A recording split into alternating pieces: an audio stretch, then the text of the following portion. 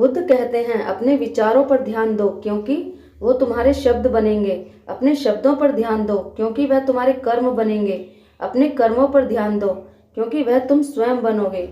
बुद्ध से पूछा किसी ने कि क्या मिला ध्यान साधना से। बुद्ध ने कहा, मिला कुछ भी नहीं, खोया बहुत है। क्रोध, मोह, द्वेष, घृणा, बुढ़ापे और मौत का डर।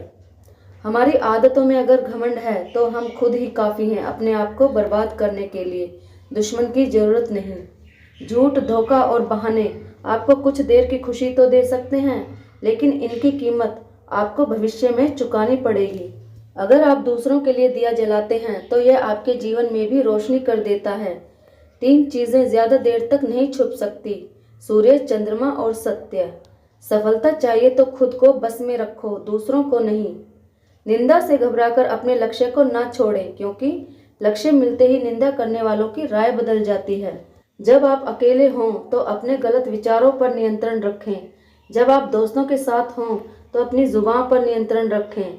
जब आप गुस्से में हों तो अपने फैसलों पर नियंत्रण रखें। जब आप ग्रुप में बैठे हों तो अपने व्यवहार पर नियंत्रण रखें। जब आपकी कोई तारीफ करे तो अपने अहंकार पर नियंत्रण रखें। जब आपकी कोई बुराई करे तो अपनी भावनाओं पर नियंत्रण रखें। हमारी समस्या का समाधान सिर्फ हमारे पास है, दूसरों के पास तो सुझाव होते हैं। इच्छा पूरी नहीं होती तो क्रोध बढ़ता है, इच्छा पूरी होती है तो लोभ बढ़ता है। इसलिए धैर्य बनाए रखें। दुनिया की कोई भी परेशानी आपकी साहस से बड़ी नहीं है। लोहे को कोई नष्ट नहीं कर सकता, सिर्फ उसे उसका जंग ही नष्ट कर सकता है। इसी तरह मनुष्य को भी कोई और नहीं, उसकी सोच ही नष्ट करती है। सोच अच्छी रखो, निश्चित अच्छा ही होगा।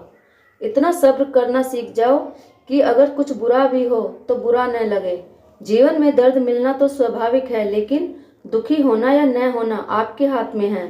अगर एक हारा हुआ इंसान हारने के बाद भी मुस्कुरा दे तो जीतने वाला भी जीत की खुशी खो देता है। दूसरों के बारे में उतना ही बोलो जितना कि खुद के बारे में सुन सको। जो व्यक्ति अपनी निंदा सुनने के बाद भी शांत रहता है वह संपूर्ण जगत पर विजय प्राप्त कर सकता है।